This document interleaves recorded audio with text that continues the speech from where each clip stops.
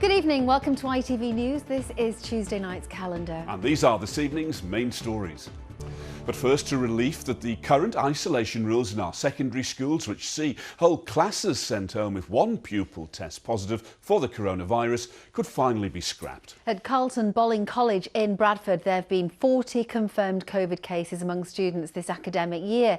Yet none of the 800 others sent home as a result actually tested positive. News that isolation could soon be replaced with a daily testing regime has been welcomed by pupils and the head teacher alike. But there are concerns it could add more pressure on the already stretched teaching profession. Katie Oscroft reports. A policeman who unlawfully killed former Sheffield Wednesday striker Dalian Atkinson has been jailed for 8 years. Police are appealing for information on a man believed to be involved in an assault on canvassers in Batley at the weekend. It comes just 48 hours before voters choose a new MP for Batley and Spen. Well, Labour have held the seat since 1997 but are defending a majority of just 3,500. So confirmation then that 16 candidates are standing in the Batley and Spen by-election. Do stay with us, still to come. Born to... Now this summer, with more families having staycations along the Yorkshire coast rather than heading abroad, the RNLI is bracing itself for a surge in demand. Mary, thank you, we will. Now, last July, the government announced a Green Homes grant to help homeowners install energy-efficient improvements with vouchers of up to £10,000 for those on low incomes.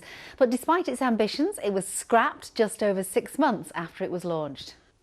Well, it's time now for the weather. John, it's been quite nice today, but are we going to see more sunny weather on the way? Or? Well, if you're feeding in frontal systems, frankly, no. Thanks for that. Yeah, it's all down for you. Yeah, You can good, see yeah, that. absolutely. You say that? Yeah, I yeah. cannot.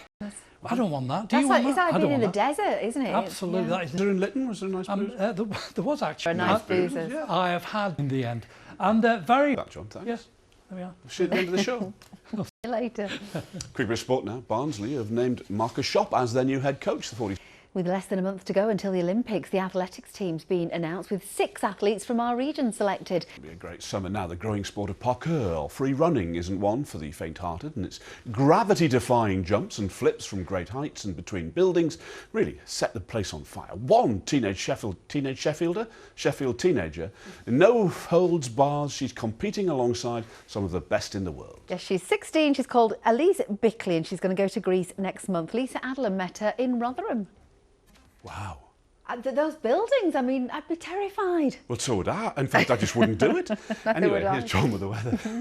John, thanks very much indeed. Mary's up very soon, but make sure you join us tomorrow night because this lovely lady, it's her final calendar after 20 years, so we'll have plenty of celebrating tomorrow night. We'll see you then. We will. Join us then. Bye-bye.